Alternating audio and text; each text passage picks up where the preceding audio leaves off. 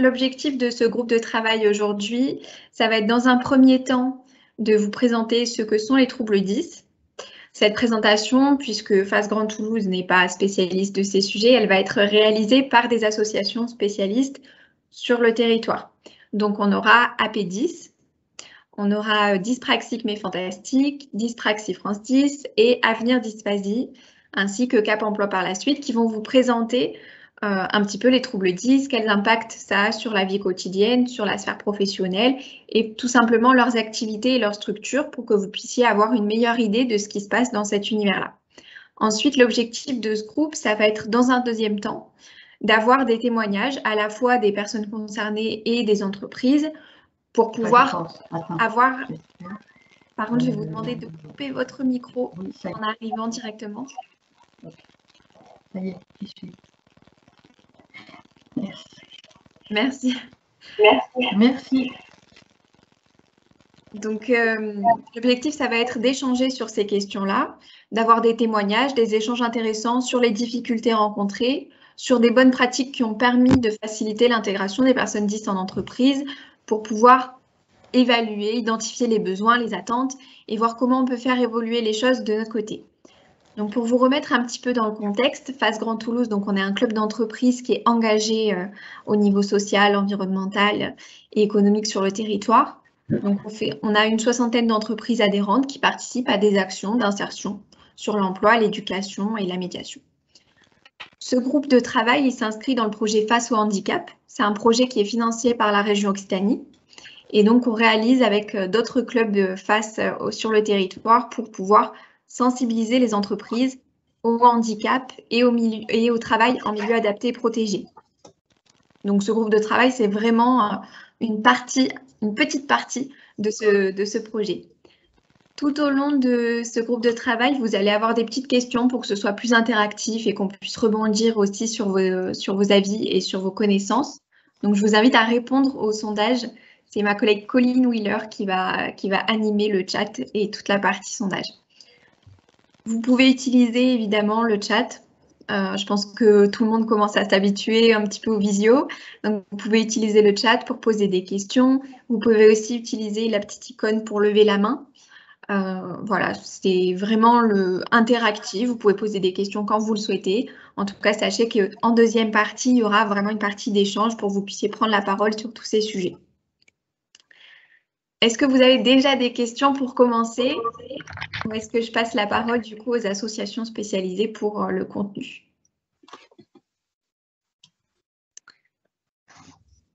J'aurai toujours un œil aussi sur le chat, donc n'hésitez pas si vous avez des problèmes de connexion, de son, etc. Vous pouvez Oui, les coordonnées des associations pourront vous être transmises à la fin et puis vous aurez aussi un compte-rendu de tout ce qui s'est dit. Le groupe de travail, il se composera de 3 séances. Celle-ci, c'est la première.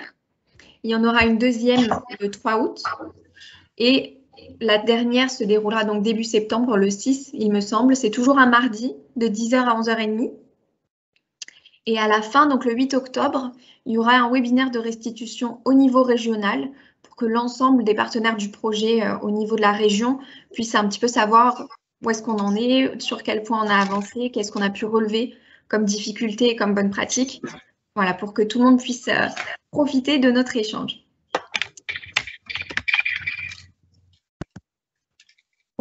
Voilà, et du coup, dans le chat, vous voyez aussi en direct les réponses au sondage. Donc, vous pouvez voir aussi évaluer les connaissances de l'ensemble des personnes qui sont avec nous ce matin. Alors, si ça c'est bon pour tout le monde, je vais demander du coup à Michel Charnet de l'association AP10 de prendre la parole pour présenter son association et puis ses activités. Merci. Alors, bonjour, ici Michel Charnet, je suis présidente de l'association AP10 Midi-Pyrénées, qui veut dire Association d'adultes et de parents d'adultes dyslexiques et de parents d'enfants dyslexiques. Nous sommes créés en Midi-Pyrénées depuis 1997. Le but de l'association, c'est information et soutien auprès des familles qui présentent des enfants ou des adultes qui présentent les troubles dyslexiques. Ça, c'est le premier but. Le deuxième but, c'est information de tous les publics pour connaître les troubles dyslexiques.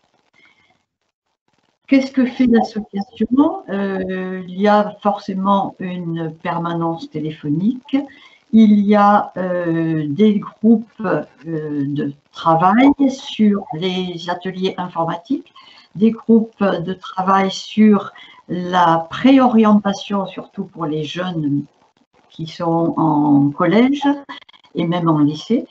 Nous organisons des conférences régulièrement. Alors, il y a forcément, vous allez avoir des redites, puisque nous travaillons, ce que j'ai oublié de dire, c'est que je suis aussi membre de la Fédération française des troubles 10.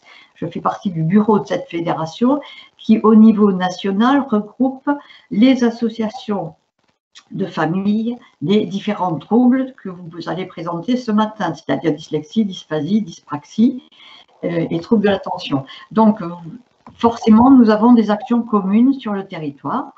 Et ces actions communes, c'est des conférences. Donc, ces conférences, c'est dans le but de faire connaître tout public sur les troubles. Nous avons, pareil, l'ensemble des associations, nous siégeons en maison départementale de la personne handicapée pour défendre et pour soutenir les dossiers des personnes qui présentent ces troubles et pour obtenir les aménagements et les adaptations et la compensation dont ils ont besoin. Voilà en gros ce que fait l'association. Est-ce que vous souhaitez la définition des troubles? Oui. Oui. Alors, la dyslexie, on va tout de suite le mettre au pluriel. On va dire les dyslexies. Dyslexie, il y a le mot lexie, qui veut dire lecture. Donc, les personnes qui présentent les troubles dyslexiques sont des personnes qui ont des difficultés de lecture, mais il n'y a pas que la lecture, il y a aussi l'écriture, dans le sens de production de l'écrit. Donc, pour une difficulté de lecture, on peut avoir des difficultés de lecture pour différentes causes. Les deux principales causes de difficultés de lecture, alors là, je vais rentrer un petit peu plus dans la définition du trouble, c'est une incapacité qu'a le cerveau d'automatiser la correspondance du son d'une lettre avec la forme graphique et pour associer les lettres entre elles et prononcer le mot. Donc, ça, c'est la première grande difficulté que présentent les dyslexiques. C'est une difficulté donc d'automatisation de la correspondance entre le graphème et le phonème. Donc, ce sont des personnes qui vont avoir une lecture hachée, très lente, parce que leur cerveau n'ayant pas automatisé, chaque fois qu'ils voient un A, il faut qu'ils associent de façon volontaire, alors que normalement, ça se fait automatiquement. Feu et A, ça ne fait pas. Pour nous, c'est tellement évident qu'on n'y pense même pas, on ne sait pas. Mais eux, ils sont obligés de faire cet effort de retrouver le son avec le graphisme qu'ils ont sous les yeux. Ça, c'est là. Donc, on dit souvent que c'est une dyslexie phonologique. L'autre grande cause de dyslexie, c'est une difficulté de reconnaissance de la forme visuelle des lettres. Si vous regardez le P, le B, le D, le Q, c'est exactement la même forme qui tourne dans l'espace. Eh bien, cette difficulté, pareil, difficulté de reconnaître le N, le M, le N, le U, le T, le D. Tout ça, ce sont des difficultés de reconnaissance visuelle. Et là, on va parler de difficultés de dyslexie visuelle. Et enfin, il y a la difficulté de dyslexie de reconnaissance globale du mot. Tous les mots irréguliers en français. Second, il faut apprendre que ça s'écrit second.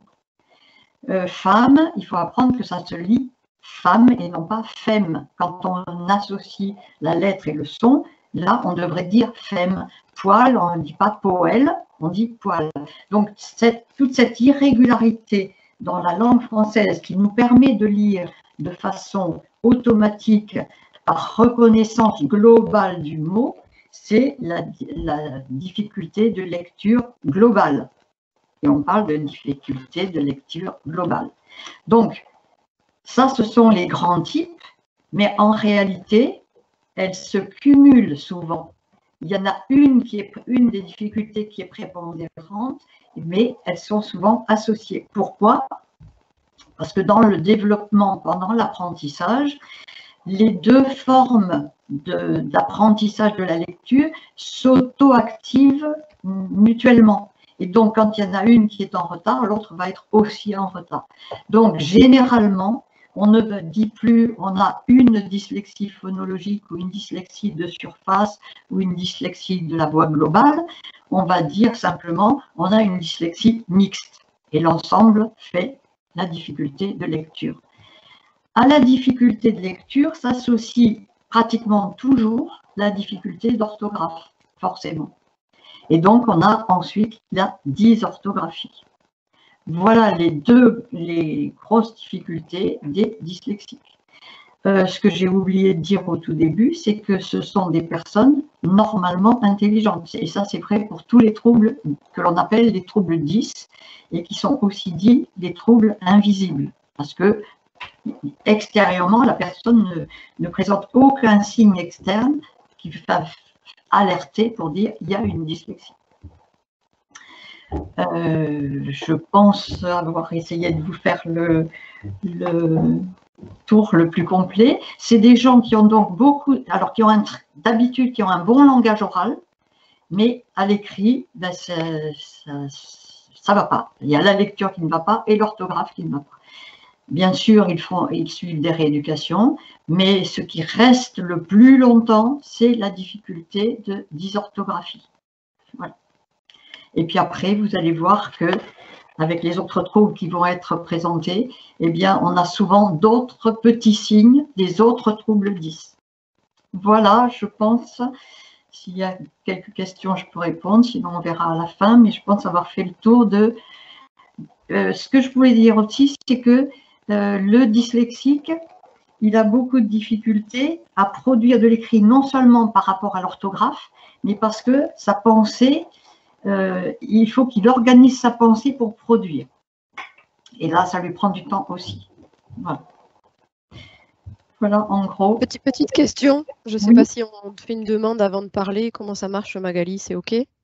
Alors justement, j'allais le dire, soit dans le chat, soit en utilisant, en haut, vous voyez, vous avez levé la main. En fait, vous avez la possibilité de lever la main pour poser les questions. Donc, je vais déjà reprendre la question qui a été posée dans le chat pour Michel. Quelles ressources ou associations peuvent aider pour l'apprentissage de l'anglais, qui est une langue très complexe pour les dyslexiques? Il n'y a pas vraiment d'association pour aider pour l'anglais. Il y a les rééducations et le bain de langue, c'est en général ce que l'on préconise le plus, parce qu'il n'y a pas d'association pour… Alors après, il y a les rééducations, mais la rééducation, elle est souvent faite en français, pas pour l'anglais. On n'a pas j'ai pas de réponse particulière pour cette question. Merci. Ensuite, il y avait donc Audrey Hilla qui a levé la main. Bonjour, merci beaucoup. Moi, j'avais une question parce que je ne connais pas du tout les troubles 10. Est-ce que l'on sait à quoi c'est dû? Alors, il faudrait parler un tout petit peu plus fort, mais je vais répéter la question. Du coup, est-ce qu'on sait à quoi sont dus les troubles 10? Alors, là, il y a un certain nombre d'hypothèses, bien sûr. Il y a une partie de l'ensemble des troubles 10, là, dont on parle, c'est une origine génétique et ça apparaît pendant la vie fœtale. C'est au moment de la formation des hémisphères cérébraux qu'il y a une période de la vie fœtale où il y a une migration des cellules pour constituer les cellules du cortex cérébral. Et au moment de cette migration, il y aurait alors on dit il y aurait parce qu'on a plein d'hypothèses, mais il y a plein de travaux. Il y a quand même une forte certitude qu'il y a un élément génétique. Et cet élément génétique, c'est que pendant la migration cellulaire pour la formation des cortex cellulaires, des cortex de l'hémisphère, la protéine qui aide à la migration, au chemin que suit la cellule pour aller se mettre à la bonne place, cette protéine serait défectueuse dans sa création de cette protéine, et donc elle ne ferait pas migrer les cellules correspondantes au bon endroit. Et on aurait donc un brouillage des différents centres qui sont réservés plus à la lecture, plus au calcul, plus à l'orthographe, et ainsi de suite, dans le cerveau. Voilà, donc c'est une difficulté génétique de la migration. Et ensuite, il y a plein de facteurs environnementaux qui joueraient aussi. Et le troisième élément, c'est après la naissance, tous les éléments épigénétiques, c'est-à-dire tout ce qui intervient après la naissance. Et forcément, un enfant ou un jeune qui a des difficultés, selon le milieu dans lequel il va être, ça va surdévelopper ou ça va faire que certaines parties de ces difficultés vont être plus mises à mal. Voilà. Ou au contraire, plus aidées. Voilà les grands sujets de cause de ces dyslexies. Merci. Dyslexie et des troubles 10. Voilà. Merci. Et ensuite, une question du coup de Carole. Oui, merci beaucoup pour la parole. Petite réflexion plutôt sur la partie enfance, petite enfance, mais on va parler aujourd'hui aussi beaucoup des adultes. Je me rappelle que mon fils est passé par une étape justement où il y avait mélange entre les lettres, tout ce qui est reconnaissance visuelle.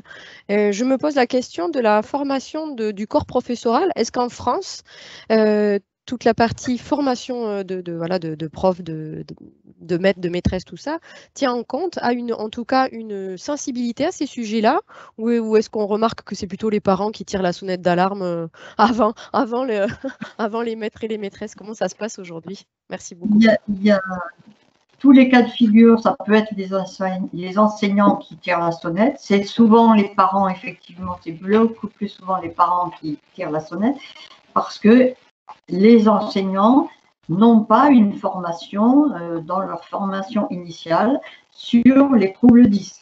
Il faut moduler un tout petit peu parce qu'il y a quelques heures où on évoque et normalement à partir de la rentrée prochaine, dans les ex-IUFM, c'est-à-dire les instituts de formation des enseignants, on les appelle, je ne sais plus comment maintenant, ça change tout le temps, il y a l'introduction de 25 heures. Alors, vous voyez, 25 heures dans toute la formation d'un enseignant pour parler de ces troubles des apprentissages. Donc, mais quand on dit troubles d'apprentissage, ça couvre aussi tous les troubles neurodéveloppementaux. Donc, on fait partie des troubles neurodéveloppementaux. Hein. Et est-ce qu'on a un chiffre, une personne sur souffre ou a souffert? Non, on ne sait pas trop. Il n'y a pas d'étude épidémiologique qui ait vraiment été faite. On dit qu'il y a à peu près autour de 8 à 10% pour les dyslexiques. Mais dans les dyslexiques, comme je vous ai dit tout à l'heure, il y a plusieurs troubles qui s'associent. Donc, la difficulté, c'est de savoir exactement quels sont les dyslexiques. En gros, on dit 8% de la population qui a... mais il n'y a pas d'étude épidémiologique. Voilà. Et il y avait quelque chose qui m'a évoqué et j'ai perdu le fil. Non, je ne retrouve plus. Merci beaucoup. Merci. Alors ensuite, il y a une question de Nadège. Oui, merci pour la parole. Alors, moi, je suis une personne dyspraxique et je ne suis pas trop d'accord avec Madame Charnet parce que moi, ça fait très longtemps que je suis diagnostiquée depuis l'enfance. Et mon neurologue, neuropédiatre, je crois, il ne m'a pas dit que c'était génétique parce que moi, je suis la seule de ma famille à avoir à être des troubles 10, quoi. Il ne m'a pas dit. Après, je sais pas, peut-être que c'est... Alors, majoritairement, c'est quand même un trouble génétique, mais il y a quelques cas où ça correspond, quand il n'y a pas justement de famille, d'éléments dans la famille, ça peut être une mutation justement dans les gènes, dans les gènes qui constituent les protéines qui permettent la migration. C'est quand même d'origine génétique, mais il n'y a pas une famille entière comme dans beaucoup de cas. Voilà.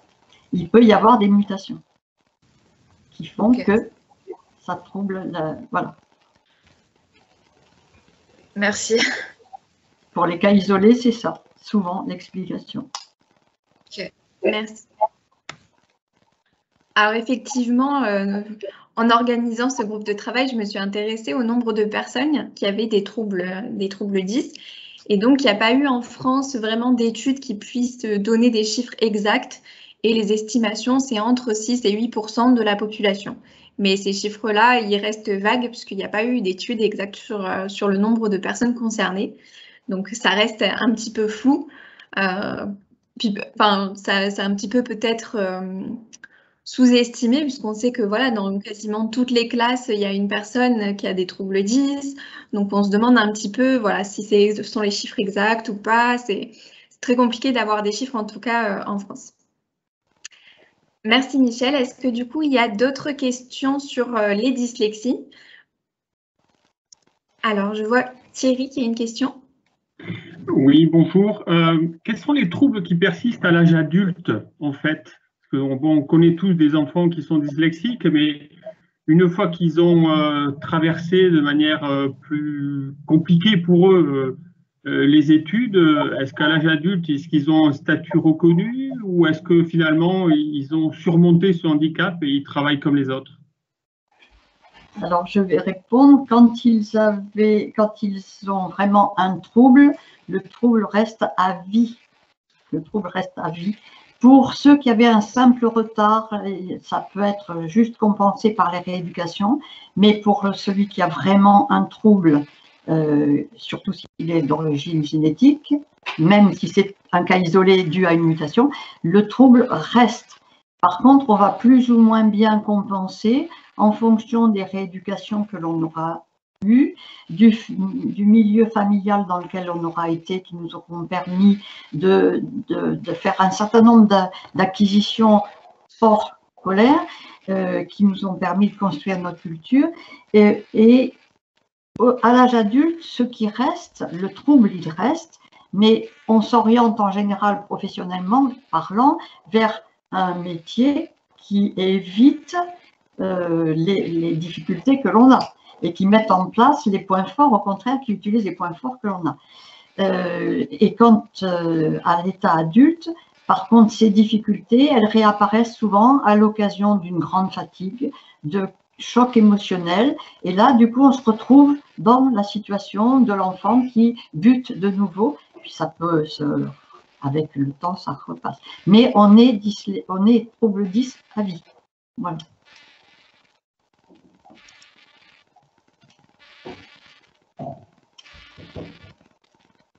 Merci.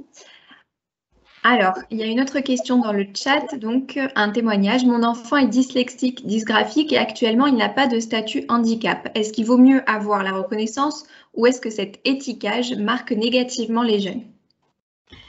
Alors, quand on en est à cette question, la réponse, elle n'est pas simple, à savoir, pour dire qu'il y a un handicap, il faut que la difficulté que les difficultés que rencontre la personne interviennent sur 3 domaines. La personnalité de l'enfant, les difficultés de vie sociale que ça entraîne, les difficultés scolaires et l'équilibre de l'enfant. Et donc, en fonction de la situation, c'est au cas par cas, on va étudier la situation de l'enfant, la sévérité du trouble diagnostiqué, les répercussions que ça a sur son échec scolaire, sur sa vie scolaire, sur sa vie familiale et sur sa vie sociale. Et c'est l'ensemble de ces 3, prise en compte de ces 3 éléments que on va s'orienter vers la maison du handicap ou pas.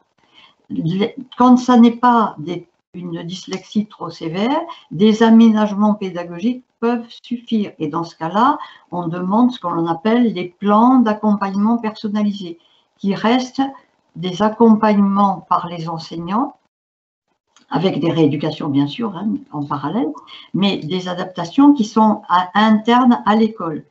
Lorsque c'est beaucoup plus sévère et que ça atteint justement la personne dans ses incapacités sociales, là, que ça a des répercussions sur son équilibre psychologique, là, il faut demander un dossier en maison du handicap pour lui permettre d'avancer dans sa vie d'enfant et dans sa vie scolaire et future professionnelle. Voilà. Merci pour cette réponse. Il y a Alain, du coup, qui a une remarque ou une question. Oui, je voulais prolonger, bonjour à toutes et à tous, je voulais prolonger la réponse de Michel, en fait, parce que c'est hyper important. Lorsque l'on siège en CDAPH, nos différentes associations, on est amené à étudier des situations. Chaque situation est différente, chaque situation est singulière. Il n'est absolument pas du tout possible de raisonner de manière générale. Voilà, c'est ça que je voulais, c'est ce que dit Michel. On ne peut pas raisonner de manière générale. Chaque situation est différente et singulière, et c'est ce qu'on voit en CDAPH. Il y a des sévérités, des comorbidités associées, des troubles associés, donc chaque situation nécessite d'être étudiée. Voilà, merci. Merci. Alors du coup, s'il n'y a plus de questions sur les dyslexies, on va pouvoir passer au trouble donc dyspraxique. Il y a Cécile Naudot de Dyspraxique mais Fantastique qui nous a rejoint. Est-ce que du coup, elle est prête à prendre la parole? Oui, je vous prie de m'excuser, je viens d'arriver, j'ai eu du mal à me connecter. Là, on est en campagne et par moments c'est compliqué. J'espère que vous m'entendez bien. Oui, très bien, merci. Donc oui, nous Dyspraxique mais Fantastique, on a plus l'habitude de s'occuper d'enfants au départ. Et puis, voilà, ça fait plus de 10 ans, donc les enfants ont grandi. On se retrouve confronté à des enfants, par exemple, qui ont des stages à faire dans le milieu professionnel, ou des enfants, ça y est, qui sont diplômés et qui arrivent sur le marché du travail, donc de jeunes adultes. Et c'est la dyspraxie, voilà, c'est un trouble de coordination. Donc, ça va être des difficultés d'organisation dans le temps, ça va être des problèmes pour planifier aussi des actions sur une journée ou sur un temps plus grand. Ça peut être aussi des problèmes de motricité fine, par exemple des gens qui ne peuvent pas écrire, qui vont avoir une écriture illisible, de la dysorthographie aussi, c'est-à-dire que un jour, vous allez recevoir un courrier qui va être truffé de fautes. Le lendemain, la même personne peut vous envoyer un courrier tout à fait lisible parce que voilà, c'est un jour avec, il y a des jours avec et des jours sans. Et effectivement, on ne peut pas non plus, comme pour les dyslexiques, faire un portrait général, on va dire, du dyspraxique, mais on va avoir quand même des grandes lignes qui vont être dans la difficulté à s'organiser, à réaliser plusieurs opérations, c'est-à-dire que ce sont des gens qui sont toujours en double tâche, parce qu'il n'y a aucun automatisme du geste. Donc, par exemple, chez les enfants, il va y avoir des difficultés à écouter ce que dit l'enseignant et prendre des notes en même temps, puisque le geste graphique n'est pas acquis. Donc, à chaque fois qu'on écrit, on se dit, pour faire un L, je monte, je fais une boucle. Enfin, voilà, c'est des concentrations énormes qui entraînent aussi une grande fatigabilité. Et ça, on va le retrouver aussi chez l'adulte au travail. C'est-à-dire que c'est besoin de plus de pauses, on va dire, et des pauses qui sont vraiment des pauses, pas des pauses comme on a l'habitude d'en faire, surtout en France, à la machine à café, où en fait on continue à travailler, on fait une réunion en fait à la machine à café, voilà, faut vraiment que ce soit des pauses qui soient reposantes et pour pouvoir repartir après.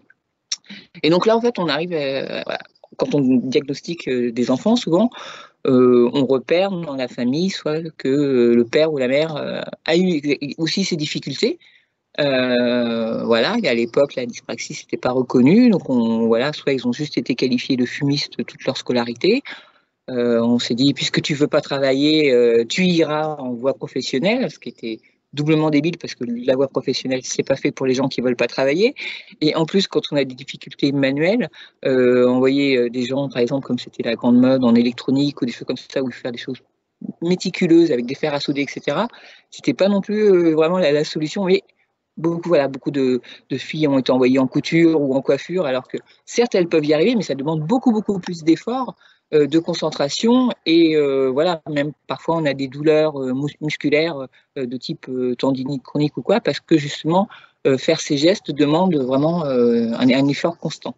Donc là, on arrive avec des gens qui sont sur le marché du travail, qui peuvent être du coup qualifiés de voilà, je m'en foutiste ou de feignants parce que t'as pas vu, toutes les 2 heures, faut qu'ils prennent sa pause, et puis la petite sieste après le repas, etc. Et donc ça peut aussi passer complètement inaperçu, c'est-à-dire qu'il y a des gens qui ont été en fait conditionnés, on va dire, pendant toute leur scolarité à compenser, qui n'ont eu aucune aide, par exemple, parce qu'à l'époque, ça ne se faisait pas. On arrive là à avoir des ABS ou des aménagements à l'école, mais ça ne se faisait pas il y a 20 ans, et qui donc compensent, et du coup, c'est à la maison où, en fait, ils sont plus capables de faire quoi que ce soit, parce qu'ils ont tout donné sur leur temps de travail. Voilà. Donc là, on démarre, en fait, dans l'accompagnement de l'adulte au travail, puisqu'en fait, on s'est très concentré sur les enfants, et c'est bien, il y en avait besoin de les accompagner sur le temps de la scolarité. Et là, on découvre un peu comment accompagner les adultes au travail, en fait. Voilà. Merci beaucoup, Cécile. Alors du coup, justement, sur la partie adulte, il y a Alain Demange, donc de Dyspraxie France 10, qui lui est plutôt spécialisé sur le volet accompagnement des adultes et notamment sur l'employabilité des adultes dyspraxiques, qui va vous faire une petite présentation. Merci. D'accord, merci Magali. D'abord, bonjour à toutes et à tous. J'ai vu dans les participants qu'il y a quelques personnes que je connais, Lodi Gaillard, Sandra Marcignac, vraisemblablement la personne de l'entreprise adaptée en voix, puisque je suis en contact avec eux. Je leur remercie d'être présents. Donc, si vous voulez, moi, je suis le délégué départemental de la Haute-Garonne pour l'Association nationale Dyspraxie France 10, donc qui s'occupe à la fois de dyspraxie et également de TDA, je trouve attention avec hyperactivité, et moi je rajoute impulsivité parce que c'est une dimension très prégnante. C'est une comorbidité, c'est-à-dire un trouble associé très fréquent avec la dyspraxie. Moi je le rencontre de plus en plus fréquemment. Alors moi, effectivement, comme vous le disiez, je suis spécialisé pratiquement depuis l'origine, depuis plus de 10 ans, la question des adultes. En fait, on parle beaucoup des enfants ayant des troubles 10, les troubles 10 étant maintenant dans les troubles neurodéveloppementaux comme le TDAH ou les troubles du spectre autistique, comme l'a dit Michel Charnet. On parle beaucoup des enfants pour les troubles 10, et on trouve très peu d'éléments sur les adultes. Et encore une personne qui me l'a dit la semaine dernière, quand on cherche, on trouve très peu d'éléments sur les adultes. Moi, je suis spécialisé justement sur la question des adultes. Et au sein de mon association, au niveau national, je suis l'animateur du groupe DFD adultes, donc dédié aux adultes. Voilà, on commence à être un groupe assez nombreux, et c'est moi l'animateur du groupe.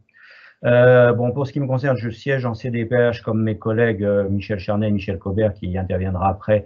Moi, plutôt dans la CDPH à dominante adulte, justement, elle a lieu cet après-midi.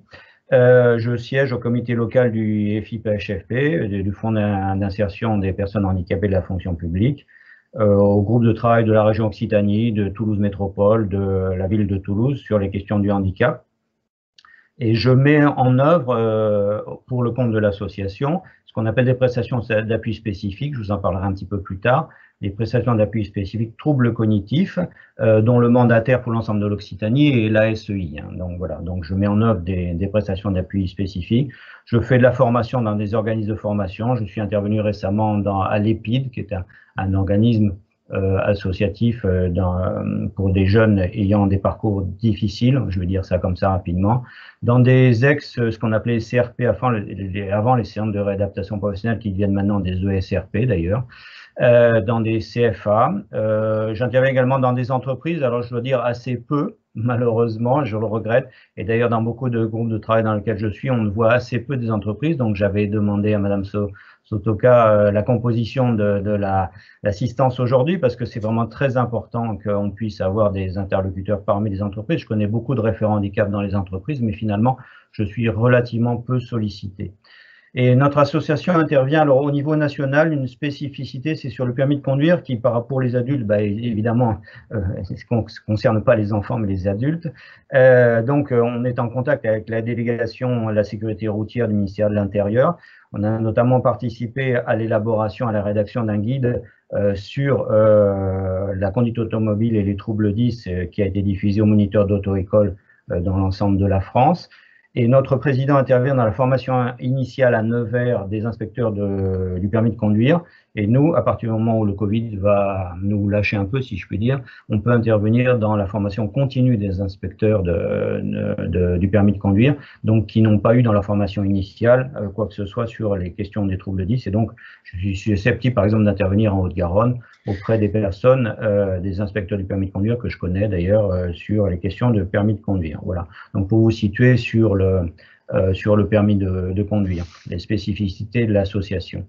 Sur la dyspraxie adulte, comme j'ai dit, vous trouverez peu d'infos écrites. Il y a le guide édité en 2014 aux éditions Belin, c'est le guide de référence, mais il date d'il y a maintenant 7 ans, réussir son insertion professionnelle quand on est 10. Il n'a pas été réactualisé. Et donc, finalement, les difficultés d'un dyspraxique adulte, elles perdurent depuis l'enfance, en fait. Je vais en citer quelques-unes qui ont déjà été dites. La fatigabilité, du coup, une nécessité de faire des pauses, et je m'interroge de plus en plus sur les possibilités d'avoir des temps complets. Dans le cadre des prestations d'appui spécifiques que je mène, c'est de plus en plus le questionnement que j'ai.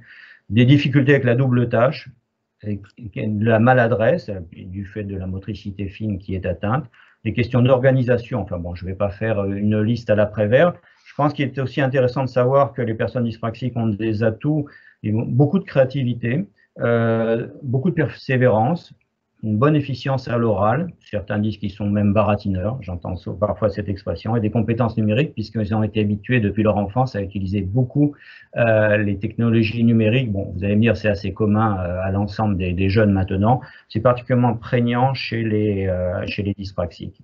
Et je terminerai par le fait qu'il existe des dispositifs pour vous accompagner, vous en tant qu'entreprise, lorsque vous êtes confronté à des personnes en situation de handicap, d'ailleurs pas qu'ayant des troubles 10 ou singulièrement dyspraxiques. Il existe un certain nombre de dispositifs, ce qu'on appelle l'emploi accompagné. Je ne vais pas les détailler, mais ceux qui veulent des renseignements pourront me contacter. L'emploi accompagné, les prestations d'appui spécifiques que j'ai déjà citées, en l'occurrence pour ce qui nous intéresse, prestations d'appui spécifiques, troubles cognitifs, donc j'ai dit que j'en mettais en œuvre. La ressource handicap formation, qui est aussi financée par la GFIC, qui, pour faire vite, est le banquier du handicap, si je puis dire. Donc, la ressource handicap formation pour les personnes qui sont en situation de formation. Et les EPAS, les évaluations préalables à l'adaptation du poste de travail. Voilà, donc un certain nombre de prestations qui peuvent aider à l'intégration, au maintien dans l'emploi des personnes 10, et singulièrement pour ce qui me concerne les dyspraxiques, dans l'emploi. Donc ça, c'est le message à destination des entreprises sur lequel je voulais conclure. Il existe des possibilités pour aider à l'intégration et au maintien dans l'emploi des personnes 10. Voilà, merci. Merci beaucoup, Alain. Alors, du coup, est-ce qu'il y a des questions, des remarques sur tout ce qui concerne les dyspraxies? Alors, oui, je crois que c'est Isabelle Vieux-Sang qui lève la main. Oui, c'est ça. Bonjour et merci. Je suis ravie de retrouver certains visages connus.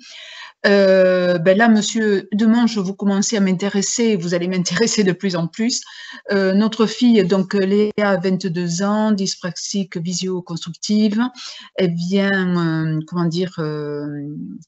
elle est dans l'attente de ses résultats. Elle vient de terminer son bachelor en gestion de la paye.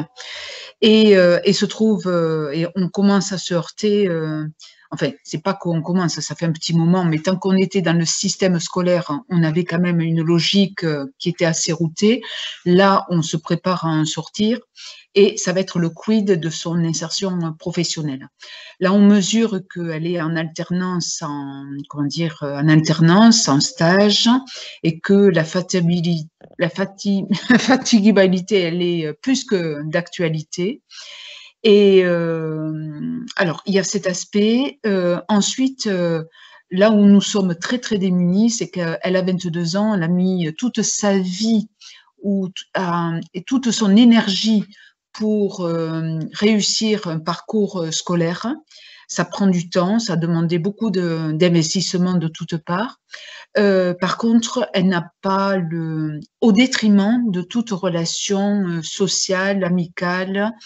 Et donc, aujourd'hui, 22 ans, certes, elle a réussi à avoir un joli parcours scolaire, mais par contre, elle n'a aucune relation amicale, aucune. Et donc, moi, je suis en quête et en recherche de levier, hein, de savoir, mais qu'est-ce qui existe, qu'est-ce qui est mis en place pour que ces jeunes puissent, comment dire, se côtoyer, se retrouver, investir une relation amicale qui puisse participer à leur sociabilité. Parce que ce que je vois là, c'est que le monde du travail va impliquer et implique des échanges, et je vois à quel point elle les démunit et elle ne sait pas. Elle ne sait pas. Alors, on a eu de cesse de le travailler, mais en même temps, comme son énergie était sur le scolaire, sur ses apprentissages, c'était compliqué aussi de combiner tout le reste, sans parler des rééducations, etc., etc. Donc il y a ça, et ensuite, donc là, Léa, elle est en apprentissage pour passer son permis. Elle a loupé 3 fois, donc c'est là, c'est source de stress. Elle a loupé 3 fois, donc comment dire, elle a appris à conduire sur une boîte auto. Elle est sur une boîte auto, mais on voit bien que l'anticipation d'intégrer tout ce qui se passe autour d'elle est compliquée. Donc là, on en est à se poser la question, est-ce qu'il faut absolument persévérer, continuer, parce que du coup, nous, on met de la pression, c'est pas, comment dire, c'est pas confortable. Elle, ça la met en état de tension. Donc, si elle réussit pas cette 4e fois, ça veut dire la mettre de nouveau en échec, ce qui est pas du tout confortable. Que nous, ce qu'on y voyait, bien évidemment, avec le permis, c'est l'autonomie. Mais là, on se rend compte, on se demande, mais à quel prix, quoi. Voilà. Donc, je sais pas, elle passe son permis à l'Union. Est-ce que vous avez des comment dire, qu'est-ce qu'on peut faire de plus? Voilà, qu'est-ce qu'on peut faire de plus pour, comment dire, que Léa parvienne à obtenir son permis éventuellement. Voilà. Alors, bon, je vous remercie pour votre témoignage. En même temps, je pense que c'est pas l'objet véritablement de traiter une situation particulière aujourd'hui. C'est vrai aussi. Comme je l'ai dit, chaque situation particulière, moi ce que je vous propose, c'est qu'on en reparle. J'ai l'habitude d'avoir des entretiens, ça dure 1 heure, 1 heure et demie, quand on démarre le premier entretien. Moi je suis à votre disposition, comme de toutes les personnes qui auraient besoin de soutien par rapport à des questions comme les vôtres. Vous me contactez et je vous aiderai à trouver des réponses à cheminer par rapport aux réponses à vos questions. Ce que je voulais dire, c'est que il y a effectivement, vous avez insisté, c'est important, sur la dimension relationnelle. Je l'ai pas fait parce que la présentation était volontairement rapide. Pour le moment, on était en panne à cause de la Covid et donc on faisait tout, enfin le peu qu'on faisait, c'était en visioconférence, mais on envisage de reprendre des réunions et des rencontres et pourquoi pas des réunions entre jeunes. Ça avait commencé au confinement, ça a été mis en stand-by. Raison que tout le monde connaît. J'ai l'impression que ça peut-être aller mieux de manière pérenne, j'espère, je croise les doigts. Donc, on va tenter vraisemblablement de remettre en place des rencontres aussi bien pour les parents que pour les jeunes eux-mêmes. Voilà. Donc, je vous répondrai plus en détail. D'accord. Et vos coordonnées téléphoniques? Je pense que Madame Sotoka les fournira. Peut-être que vous tapez sur Dyspraxie Haute-Garonne ou 31, comme vous voulez, DFD 31. Oui, à la fin de... Pardon, à la fin de la visio, je vous donnerai les coordonnées de l'ensemble des personnes qui sont intervenues. Sinon, j'ai ce site web rustique que j'entretiens, en plus du site web national. Donc, voilà. D'accord. Alors, comme je serai obligée de quitter, je ne pourrai pas rester jusqu'à la fin. Est-ce que vous m'enverrez quand même les… Oui, je vous enverrai un compte rendu, le bilan du groupe de travail. Vous aurez toutes les informations. Merci beaucoup. En tout cas, merci d'être intervenu, puisque ça relève aussi des difficultés qu'on n'a pas forcément conscience. Hein. Ça ne rentre pas forcément dans le trouble proprement dit, tout ce qui est relations sociales, etc. Ça relève aussi des difficultés qu'on peut rencontrer dans le monde professionnel et qui peuvent freiner l'intégration professionnelle des personnes 10 dans le monde de l'entreprise. Là, le groupe de travail, c'est vraiment une présentation générale. Le prochain groupe de travail qui aura lieu en août, ce sera justement sur la partie embauche, insertion et intégration dans les équipes. Donc ça, ce sera beaucoup plus précis la prochaine fois. Et le troisième groupe, ce sera plutôt sur le maintien dans l'emploi et la qualité de vie au travail. Donc on va évoluer petit à petit. Là, on est vraiment dans de la sensibilisation générale avec beaucoup de personnes qui n'ont jamais entendu parler des troubles 10, qui ne savent pas quelle réalité quotidienne se cache derrière ces termes-là. Merci pour vos interventions. Alors, Carole avait levé la main.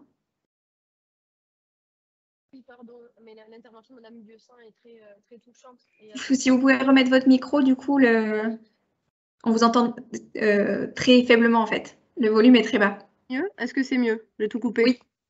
Rien, je disais, Madame Vieuxin est très touchante. À ce titre, je voulais lui envoyer plein de courage pour elle et sa fille. Ça m'a un peu coupé la chic, j'avoue, j'avais une question toute élaborée.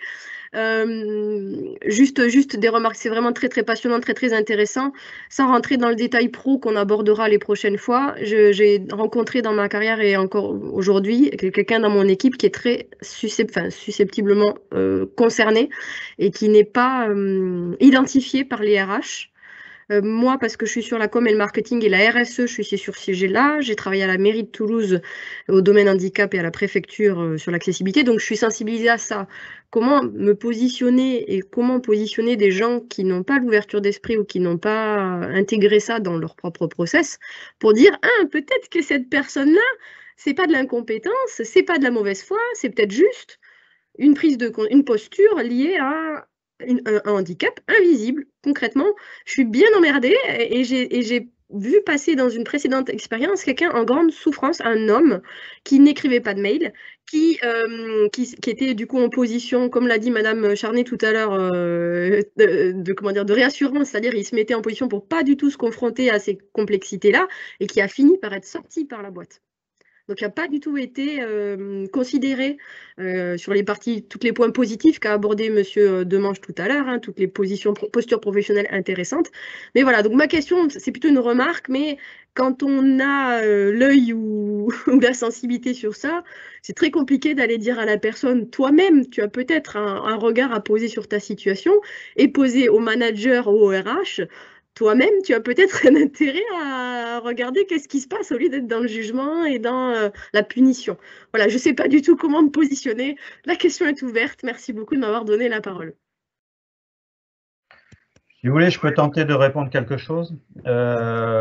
Si vous voulez, la difficulté à laquelle on est confronté avec les troubles neurodéveloppementaux, et singulièrement les troubles 10, c'est que il y a plein de possibilités. Encore une fois, chaque situation est différente.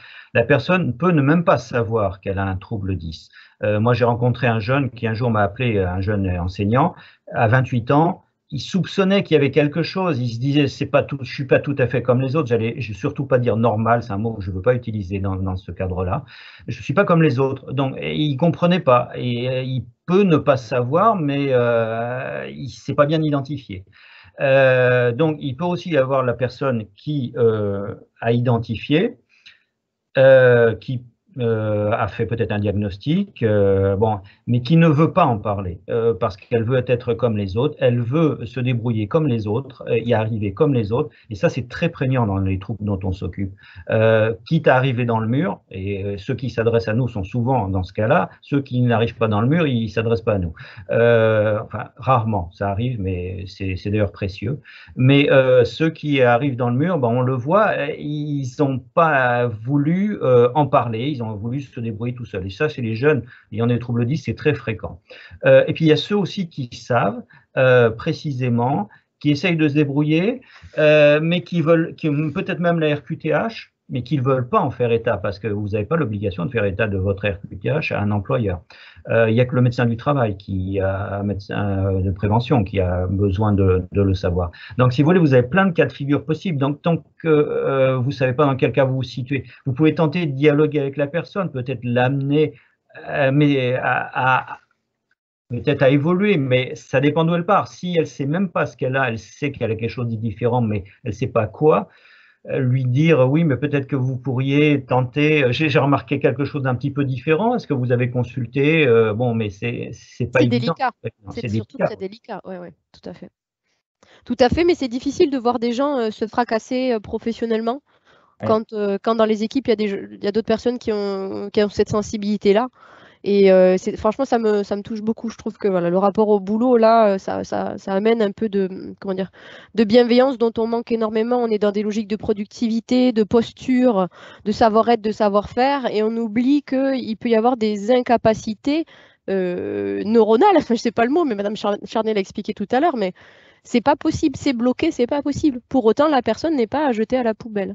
Voilà, point barre. Alors, moi, ce que je peux vous proposer, encore une fois, chaque situation est différente. Si vous voulez me contacter, on peut en rediscuter, voir oui, avec plaisir. Avec plaisir. On peut procéder dans un cas comme ça. Encore une fois, chaque situation est différente, il n'y a pas de réponse générale. Donc.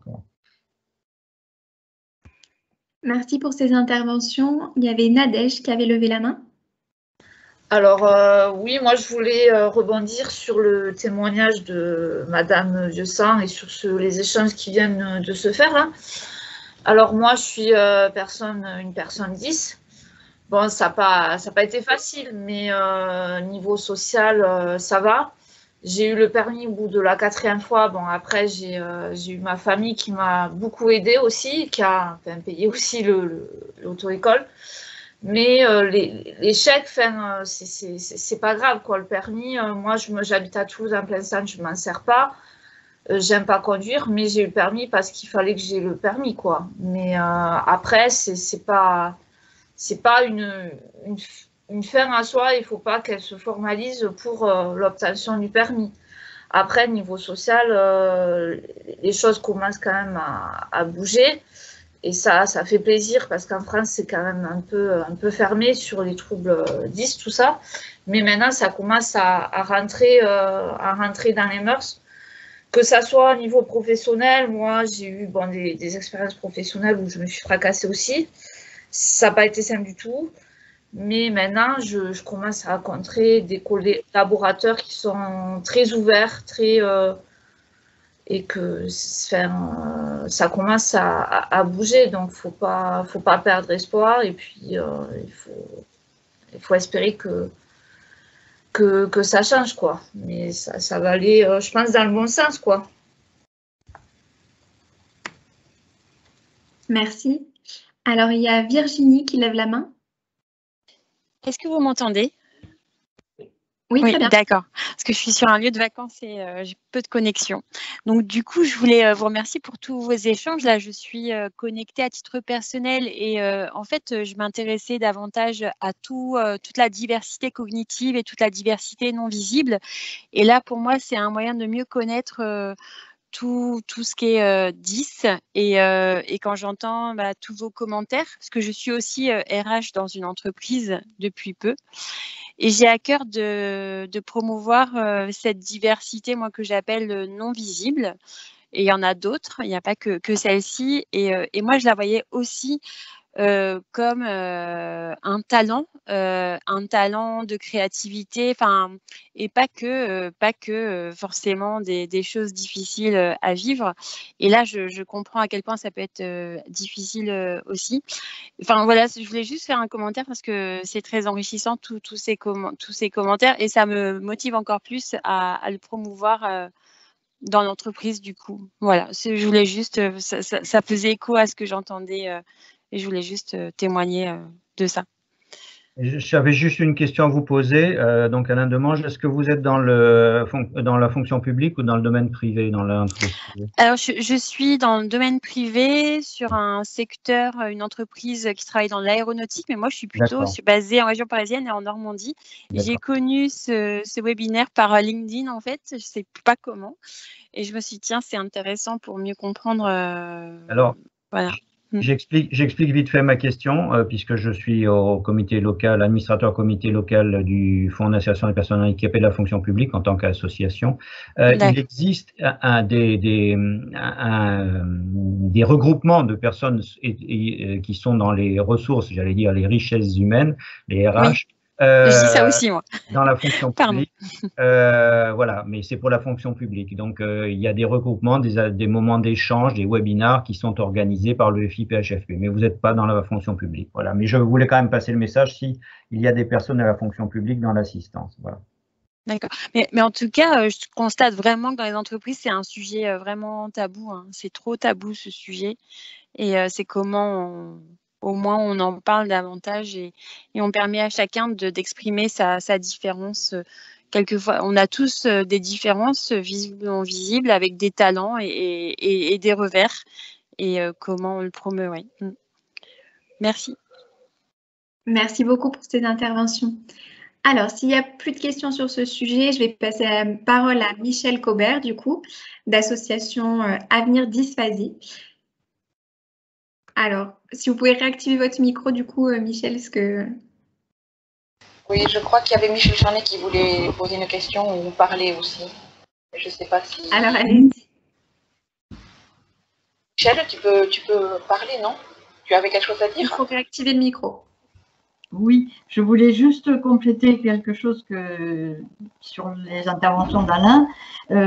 C'est qu'au niveau associatif, on a souvent répondu à des demandes de DRH pour venir présenter un petit peu comme ça le panel des troubles 10 avec Michel Cobert, Alain. Donc, à la demande, on vient présenter les troubles eux-mêmes. Voilà.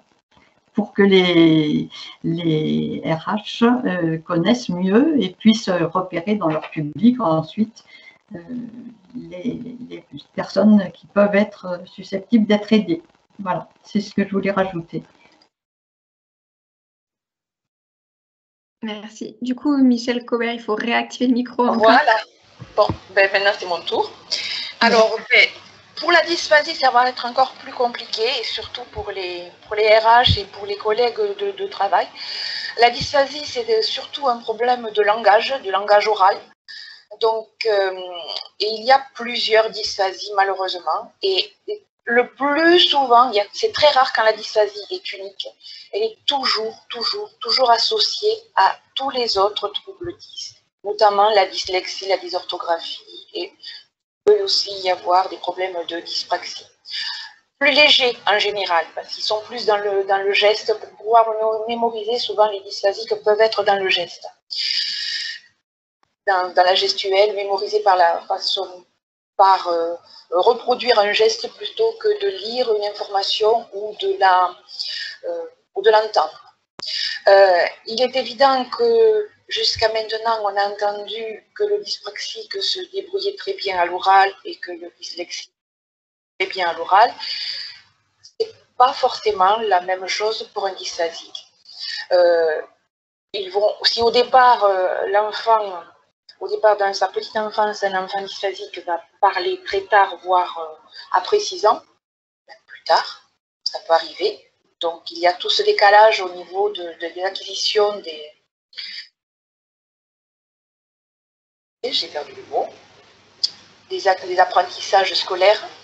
Ça fait un grand décalage puisque un enfant en général sait parler à partir de 2 ans. Là, ils acquièrent le langage après 6 ans. Donc, il y a ce décalage de 4 ou 5 ans qui fait que tous les apprentissages scolaires sont décalés dans le temps. Et ça fait que très compliqué au niveau du scolaire pour ces enfants. Il faut qu'ils soient accompagnés très souvent par des auxiliaires, des AESH, des auxiliaires de vie scolaire, pour qu'ils puissent progresser au même rythme et surtout qu'ils soient tirés vers le haut, parce que sinon, pas avancer, quoi. Alors, je suis un peu décousue, je suis vraiment désolée, mais parce que tout ce qui a été dit avant par Michel Charnet, c'est exactement la même chose pour nous. Tout ce qui a été dit par Alain, c'est exactement la même chose pour les nôtres. La seule différence, c'est dans ce langage qui va perturber les relations humaines entre la personne et les collègues de travail, et ça peut arriver aussi au niveau de la famille, au niveau des amis, des camarades, lorsqu'il y a ces problèmes de langage. Parce que, alors je ne l'ai pas dit, mais dans la dysphasie, il y a la dysphasie réceptive, c'est-à-dire ce que la personne va recevoir comme information peut être un décalage, elle ne va pas forcément comprendre la même chose, ce que vous allez dire. Elle va le comprendre peut-être au premier degré, ou va confondre les mots, ou va pas comprendre le même sens que vous voulez lui donner. Ça, c'est la réception. Et puis, il y a aussi un problème, il peut y avoir aussi un problème d'expression, c'est que la personne ne va pas forcément dire ce qu'elle pense réellement. C'est un défaut qui est très perturbant lorsque vous avez une personne en face, vous discutez avec elle, et les mots vont sortir, et c'est pas du tout le sujet qui va être évoqué, ou les mots vont être... C'est un mot pour un autre. Le sel à la place du sucre, par exemple, ou le noir à la place du blanc. Et vous pouvez... Les discussions vont être vraiment très perturbantes pour tout le monde.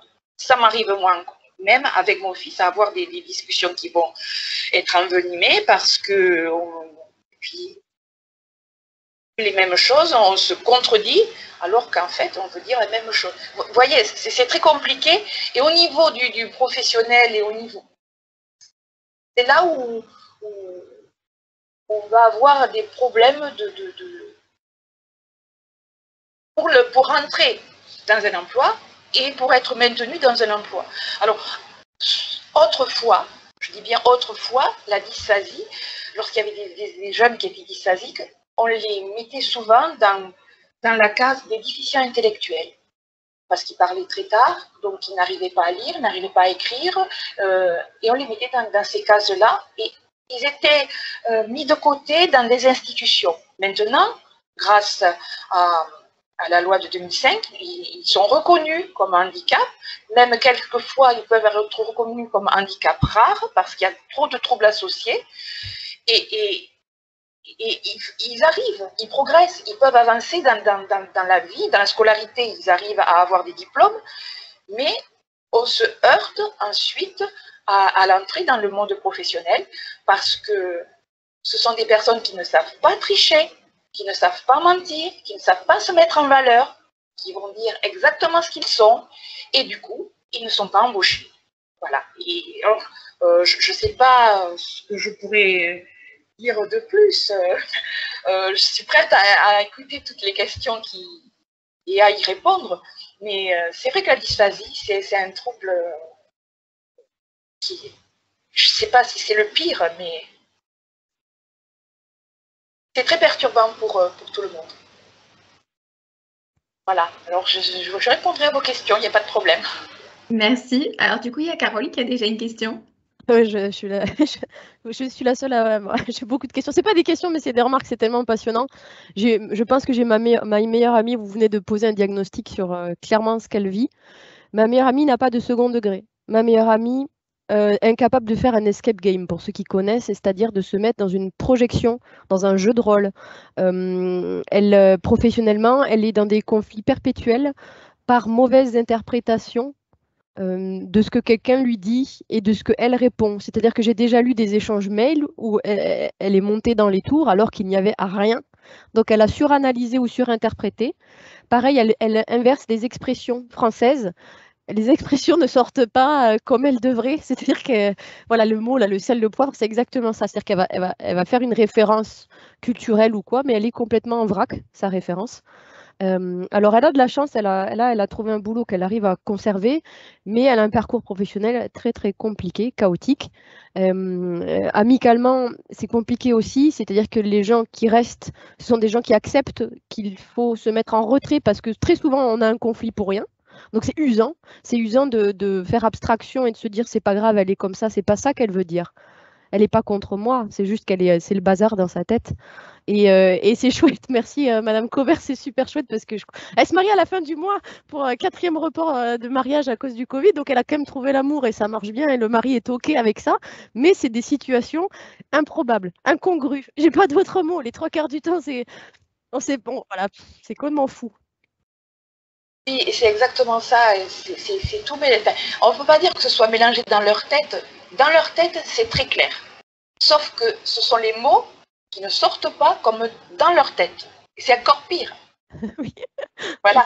Parce que comment traduire, moi en tant que maman, je devais traduire ce que mon fils voulait dire. Donc c'est très compliqué. Mais on y arrivait. Donc, il fallait que je lui dise, est-ce que c'est ça que tu veux dire? Alors, il me disait non. Donc là, j'avais tout à reprendre. Et puis, je reprenais une autre phrase avec un autre sens pour voir si, est-ce que c'est, oui, c'est ça. Donc, après, on pouvait écrire. Mais c'est très, très compliqué. Ensuite, au niveau de la dysphasie, ils peuvent avoir des talents. Je ne sais plus qui c'est qui l'a dit. Ils ont des talents. Certains vont se débrouiller divinement dans l'espace. Donc, avoir une vision dans l'espace qui est faramineuse. Et mon fils, dans la chimie, et quand il voit un atome, il va vous le démontrer, pour lui, il sait faire. Mais par contre, pour écrire, il ne pourra pas. Et il ne peut toujours pas. Et il a 26 ans, et il a un BTS des métiers de la chimie, et c'est comme ça. Heureusement que nous avons des ordinateurs, qu'il peut écrire avec un ordinateur, il peut parler à son ordinateur, l'ordinateur peut lire pour lui, heureusement. Et grâce à ça, il est comme tout le monde. Mais ce langage, c'est perturbant pour tous. Vous en avez des enfants qui vont, dans la dysphasie, qui vont être, où ça va être la dyscalculie qui va être associée. Là, c'est difficile. Comment aller faire des courses quand vous n'avez pas le nombre, quand vous n'avez pas les chiffres, quand vous n'avez pas les valeurs? Voilà, enfin, on pourrait parler de tous ces troubles 10 indéfiniment, parce qu'il y en a tellement, et puis ils sont associés tellement bizarrement que c'est incompréhensible. Et effectivement, comme disait Michel, ça peut être génétique. Moi, j'ai 3 enfants. Ma seconde, elle est dyslexique, hyperactive, ambidextre, et elle est devenue psychomotricienne. Vous voyez comme quoi, et elle arrive maintenant avec l'âge à se canaliser, à trouver des repères et à planifier les choses. Madame Gobert, ce que je retiens de la session d'aujourd'hui, c'est qu'il faut vraiment se dire qu'il y a autant de typologies de 10 que de personnes atteintes de 10, au même titre qu'on dit dans le langage du handicap, il y a autant de malvoyants ou de types de malvoyance que de malvoyants, parce que chacun va avoir une réponse oculaire et intellectuelle qui lui est propre. Et donc finalement, là, chaque personne, et M. Demange l'a très bien dit aussi, elle va cumuler ou pas cumuler ou avoir des degrés plus ou moins élevés. Voilà. Donc, ce qui est hyper important de voir la diversité et l'unicité de chacun face à son trouble, quoi. D'où l'intérêt d'être encore plus ouvert d'esprit que la moyenne. C'est exactement ça, et c'est très compliqué quand une personne comme ça un truc d'embauche là, un entretien d'embauche, où il va être naturel, il va dire ce qu'il pense. Il va essayer de dire ce qu'il pense sans penser, sans savoir que les mots qu'il va dire risquent d'être contre ce qu'il va dire. Vous voyez ce que je... Voilà. Et du coup, ils sont jamais embauchés, quoi. Et puis, c'est triste. C'est triste. C'est triste pour leur avenir. Alors qu'au départ, quand il est sorti de ses études, il était plein d'espoir, plein d'envie. Là, maintenant, au fil des années, l'envie est en train de régresser. Et puis, il ne sait pas du tout ce qu'il va devenir, quoi. Il essaie de trouver un emploi, mais il n'y arrive pas, parce qu'il n'est jamais embauché, parce qu'il n'est jamais, même pas contacté maintenant. Donc c'est très, très, très compliqué.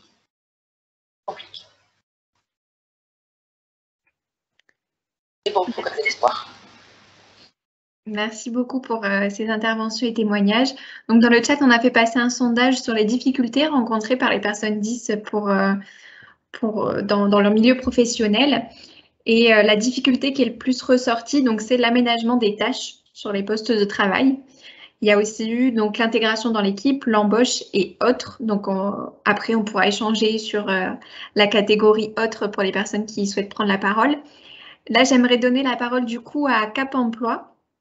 Alors, je crois qu'il y a Edwige Le Rossignol qui était inscrit en groupe. J'y suis. Bonjour. Voilà, deux personnes de Cap Emploi qui vont pouvoir vous présenter leur structure.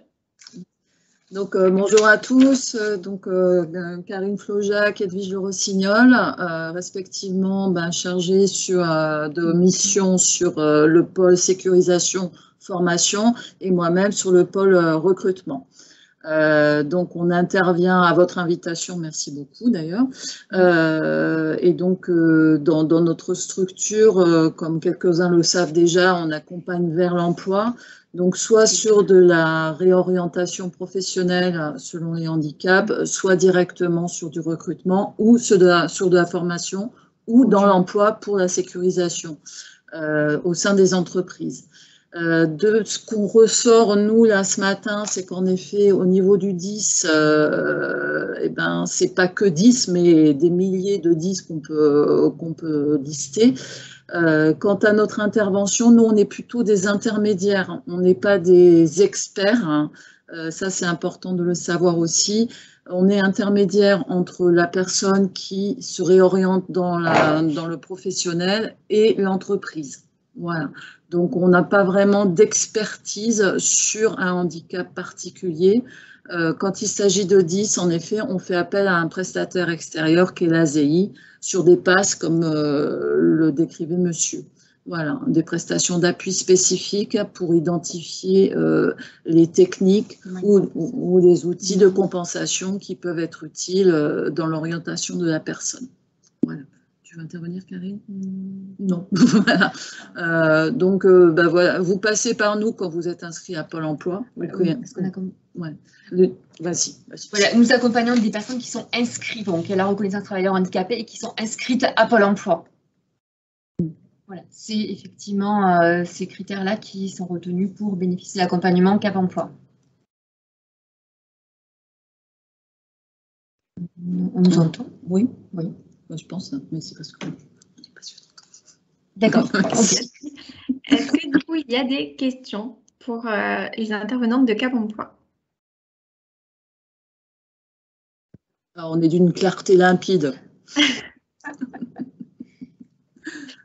Non, mais c'est vrai que comme on n'est pas des experts, hein, on ne peut pas répondre sur le 10 en fait. Voilà. Oui, bien sûr, mais bon, il y a d'autres problématiques justement qu'on aborde sur l'insertion professionnelle auxquelles vous pouvez répondre. Alors du coup, il y a déjà une question de Michel Cobert. Oui, moi je voulais juste poser la question. Lorsque un jeune qui est RQTH, qui est en situation de handicap, ne veut pas aller vers Cap Emploi, il n'y a pas de solution, quoi. Alors, si. Cap Emploi n'est pas une fin en soi. Hein. Comme je disais, on est des intermédiaires.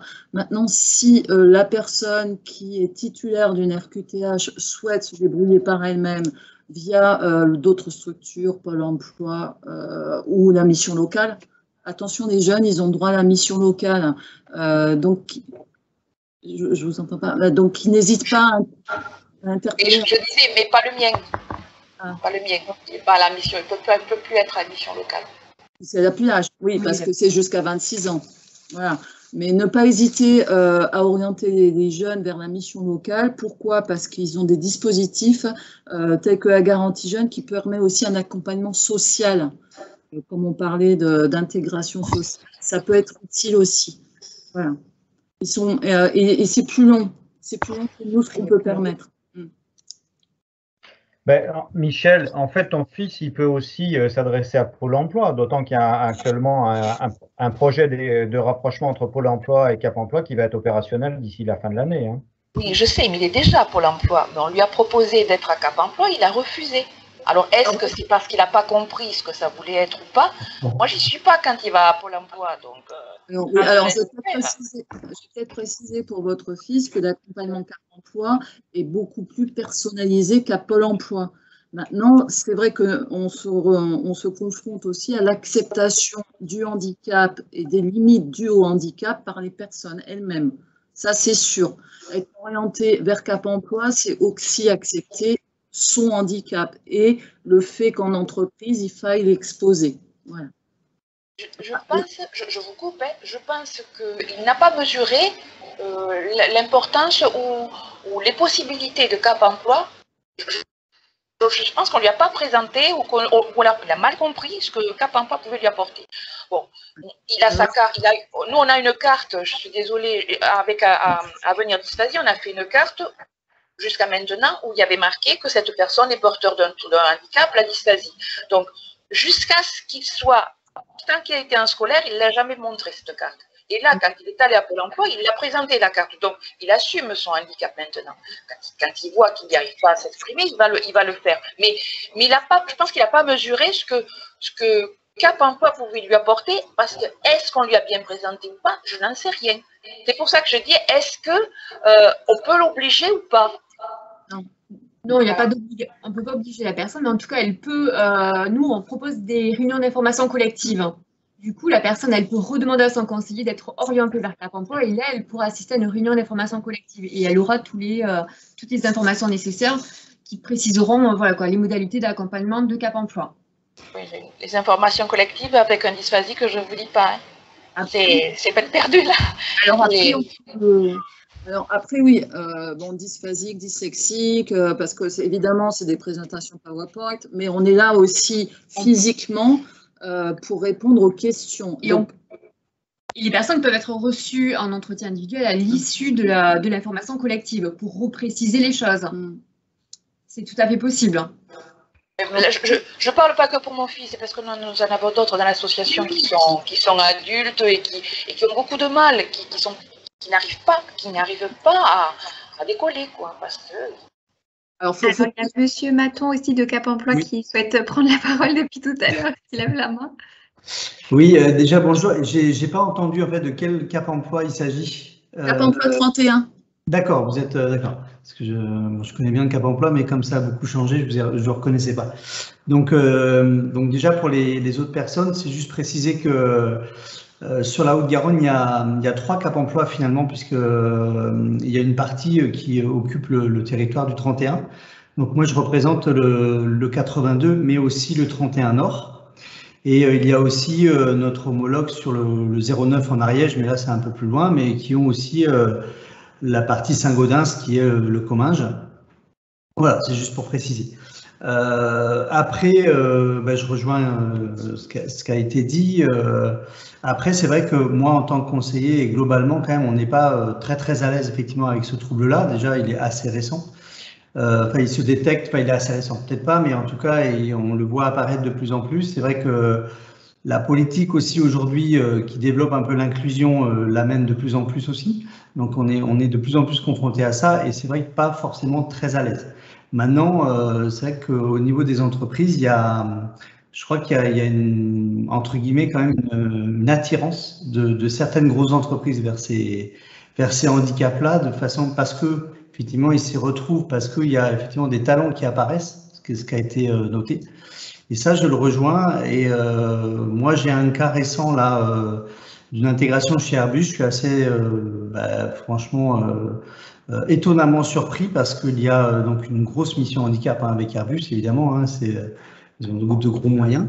Donc, ils ont un conseiller, un consultant de suite qui, à partir du moment où ils ont su le handicap. Donc, c'est pour ça que alors, c'est vrai qu'il n'y a pas de règles, mais c'est toujours intéressant quand même de révéler son handicap parce que ça évite les malentendus, surtout avec ce type de handicap, à mon avis. Et donc, dans l'intervention, c'est vrai que ça a permis à la personne vraiment d'avoir un accompagnement très personnalisé. Donc, mais ça dépend, à mon avis, des structures. Après, dans la discussion tout à l'heure, c'est vrai qu'il y a une différence un peu dans les grosses structures et les PME. Où je dirais qu'on a peut-être plus, parce qu'en fait il y a 2 phases, il y a le maintien dans l'emploi, ça il y a une attitude d'employeur, et il y a aussi le recrutement qui n'est pas le même. C'est-à-dire que le recruteur a du mal en fait à se projeter dans les aménagements de poste par exemple. Il a du mal à voir il y voit vite des contraintes, et c'est là que c'est difficile des fois de révéler son handicap, surtout que là, quand on révèle le trouble 10, à mon avis c'est perçu rapidement comme des contraintes. Ce qui pas, je rejoins pas ça, mais c'est vite perçu comme ça. Et ça fait vite peur, et la personne se retrouve des fois du jour au lendemain démis de ses fonctions entre guillemets parce que ça fait peur. Donc oui, je rejoins la nécessité de sensibiliser et d'être aux côtés des entreprises, mais c'est vrai que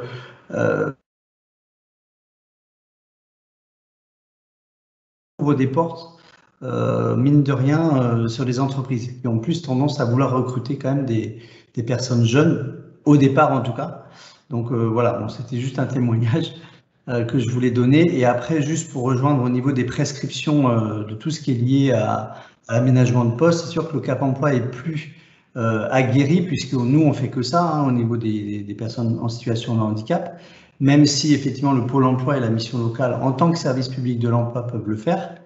Donc c'est vrai qu'il est dans l'intérêt, à mon avis, d'une personne avec ce type de trouble et avec une reconnaissance de handicap à accepter, au moins à l'essai, un rendez-vous Cap emploi, parce qu'au niveau de la prescription, on sera plus à l'aise. Mais c'est vrai je rejoins mes collègues de Cap emploi 31, on n'est pas expert du handicap, on est à la rigueur expert au niveau de l'échange avec l'entreprise, le handicap en emploi. Mais l'expertise en tant que telle, c'est vous, là, interlocuteur que j'entends, là, qui peuvent nous aider et nous piloter. Maintenant, sur l'approche handicap avec l'employeur, essayer de le faire comprendre. Mais ça, c'est notre travail, j'ai envie de dire, de toutes les personnes travailleurs handicapés, de faire comprendre à l'employeur qu'au-delà du handicap, il y a le mot travailleur quand même, d'abord. Et c'est ça qu'on va travailler et c'est ça qu'il faut voir.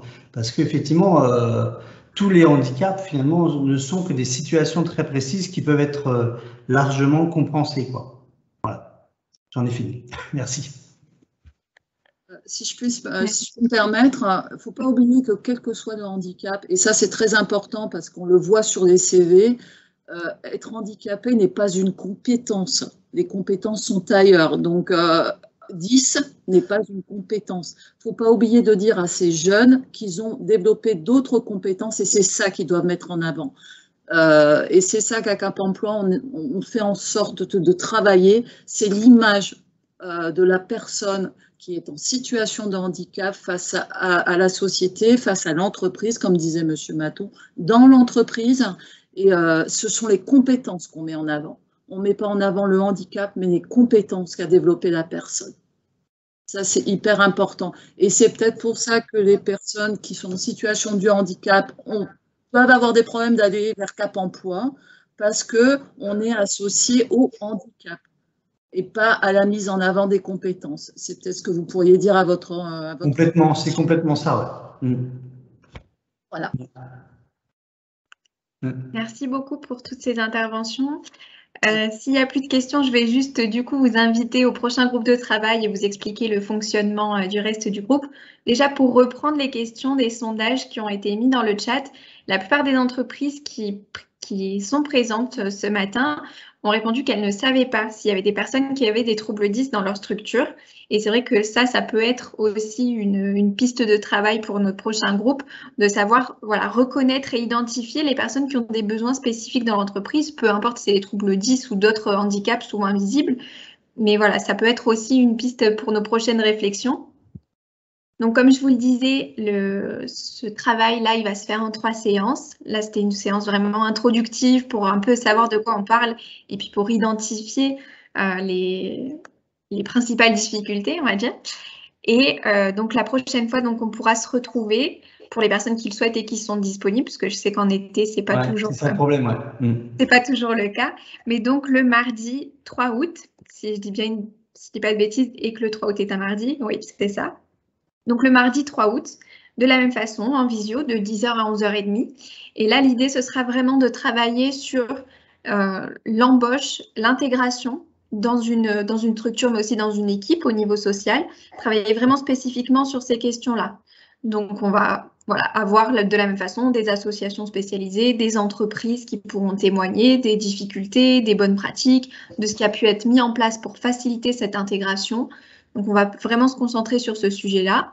Et puis, le mois d'après, donc le mardi 6, je reprends les dates, le mardi 7 septembre, donc le mardi 7 septembre, il y aura le travail sur la qualité de vie au travail, le maintien dans l'emploi et tout ce qui se passe vraiment une fois qu'on a été intégré dans une structure.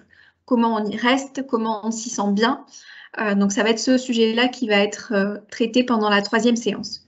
Et donc, je vous inviterai aussi à suivre le webinaire de restitution au niveau régional, donc qui va avoir lieu le 8 octobre.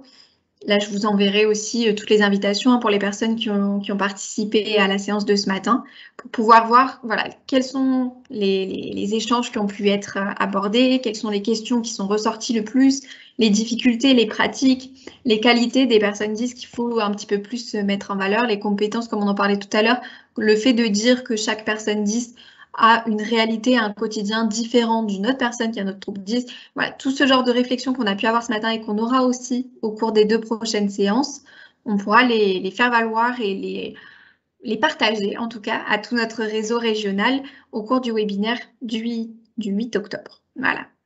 Je vous enverrai toutes les informations, les dates, les comptes rendus, etc. par mail pour que ce soit plus clair.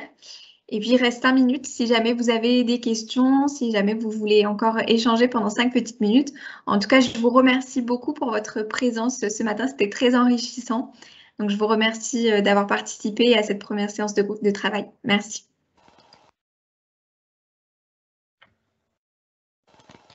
Madame Sotoka, moi, Alain Demange, j'ai une question à vous poser. Je vois que vous avez réalisé un enregistrement de 7h30. Est-ce que je peux vous demander votre intention par rapport à cet enregistrement? Est-ce que vous voudriez me le préciser? C'est pour les personnes qui s'étaient inscrites, qui sont absentes, ou est-ce que ça va être plus largement diffusé? Qu'est-ce que vous allez faire avec cet enregistrement? Oui, c'est pour les personnes inscrites qui n'ont pas pu venir. Et il y a des personnes voilà, qui n'étaient pas disponibles et qui m'ont demandé d'avoir un compte rendu. Donc là, on est en train de voir si on peut... Mais voilà, vous serez bien sûr avertis, hein, puisque l'enregistrement... de toute façon, vous êtes avertis dès que vous êtes enregistré. C'est marqué en haut, vous avez la notification. Vous pouvez couper votre caméra, vous pouvez faire ce que vous voulez. Et donc, vous serez avertis aussi de l'utilisation qu'on en fait, évidemment. Alors, mais l'idée, c'est... Pardon, moi, oui.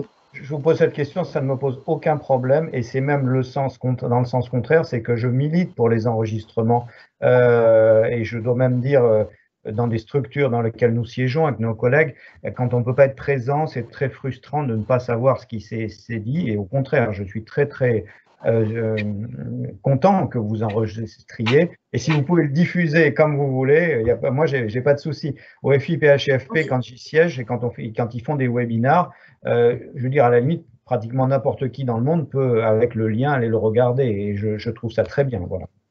Oui, en fait, Face Grand Toulouse, donc on a une chaîne YouTube et donc on va peut-être mettre l'ensemble des groupes de travail sur cette chaîne pour que tout le monde puisse y accéder et puisse participer au groupe même quand on n'est pas disponible.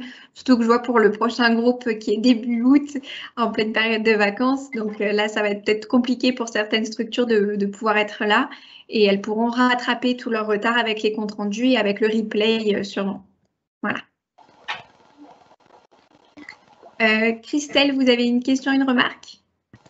Alors, bonjour à tous. Je suis arrivée très en retard parce que je n'ai pas pu me connecter. C'était vraiment la première fois que ça m'arrivait, donc je suis vraiment désolée.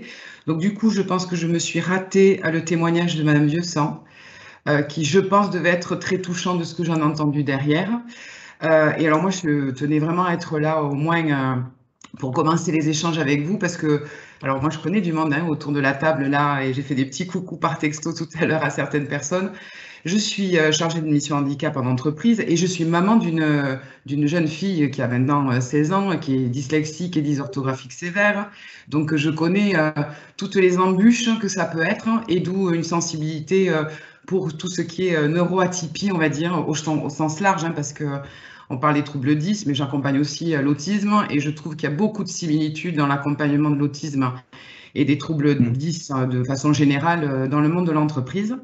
Donc, le 3 août, je suis en congé, mais je pense que je me connecterai pour être avec vous et je serai là aussi au mois de septembre pour ensemble essayer de travailler sur cette grande problématique qui est l'intégration de nos enfants. Là, pour le coup, je parle en tant que maman et qui nous porte à toutes et à tous sur ces sujets-là. Voilà, donc je voulais juste faire un petit coucou et vous remercier d'avoir organisé ce genre d'événement. Voilà. Merci beaucoup.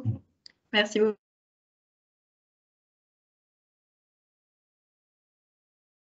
Projet européen avec des partenaires portugais et italiens qui s'appelle Inclotisme. Et là, on crée des modules de formation pour les entreprises et les salariés d'entreprise pour qu'ils puissent être sensibilisés, savoir un petit peu comment accompagner une personne qui est atteinte de troubles autistiques en entreprise. On va aussi réaliser un référentiel de compétences pour les personnes qui accompagnent ces personnes-là en entreprise pour qu'elles puissent après valoriser ces compétences, puisque ce sont de vraies compétences de savoir accompagner ces personnes en entreprise. Donc, on va réaliser plein de choses. Le projet, il dure encore jusqu'à 2022. Et si vous le souhaitez, vous pouvez m'envoyer un mail. Si vous êtes intéressé par ces questions-là, vous m'envoyez un mail et je vous enverrai toutes les informations aussi sur ce projet Inclotisme. Oui, oui, je l'ai vu passer, mais alors pour le coup, la fin d'année est très, très dure. Voilà. Physiquement, ça se voit, je trouve. Elle a été très éprouvante cette année pour tout le monde et surtout pour les personnes qu'on accompagne, tout type de handicap confondu. Donc, je pense que les vacances vont faire du bien à tout le monde et qu'on va revenir toutes et tous repulpés pour la rentrée, là. Mais oui, oui, bien sûr que ça m'intéresse. Merci. Alors, il est 11h30, il n'y a plus de main levée, donc je vais vous souhaiter à tous et à toutes une très bonne journée. Je vous envoie le lien d'inscription pour la prochaine séance, etc. Je vous envoie tout ça par mail. Et puis, je vous remercie encore une fois d'avoir été aussi nombreux et nombreuses pour cette première séance. Merci beaucoup. Merci à vous. Merci beaucoup. Au revoir. Merci. Au revoir. Au revoir. Au revoir.